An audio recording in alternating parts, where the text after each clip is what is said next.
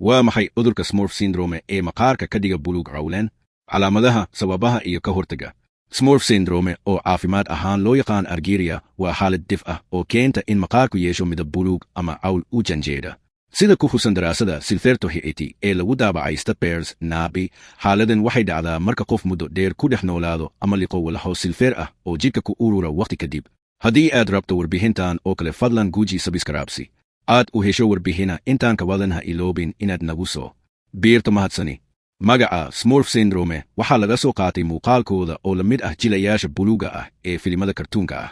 Inkasta oo xaaladu badanaa aanay khatar ku ahayn nolosha, haddana midabka isbeddelay inta badan waa joogto, taasoo si weyn u saamayn karta muuqaalka qofka iyo tayada noloshiisa.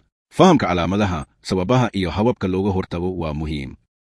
Calaamadaha Smurf syndrome, argyria. Sida lagu sheegay daraasadda Toxicity, argyria waxay inta badan saamaysaa maqaarka, laakiin sidoo kale waxay keeni kartaa isbeddelo muuqda oo ku dhaxa unugyada kale. Midab joogto ah oo buluug-cawl ama dhagax cawl ah oo ka muuqda maqaarka.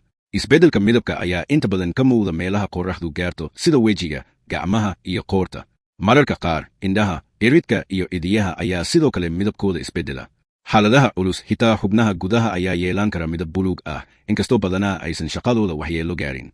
Calaamado kale oo caafimaad guud ah waa dhif, maadaama argyria inta badan ay tahay dhibaato muuqaal ah oo la xiriirta quruxda. Sababaha Smurf syndrome. Daraasadda Toxicity waxay muujisay in sababta ugu weyn ee argyria tahay soo gaadhis joogto ah oo silfeer ah, taasoo ku ururta maqaarka iyo unugyada kale. Inkastoo silfeer aan si weyn sun u ahayn, haddana ururkeeda waxay dhalisaa isbeddel joogto ah oo midab ah.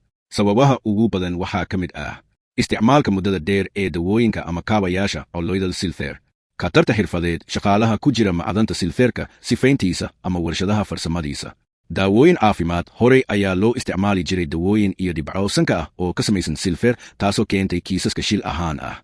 Wasakhda deegaanka, cunto ama biyo ay ku jirto silfeer badan inkastoo ay dhif tahay.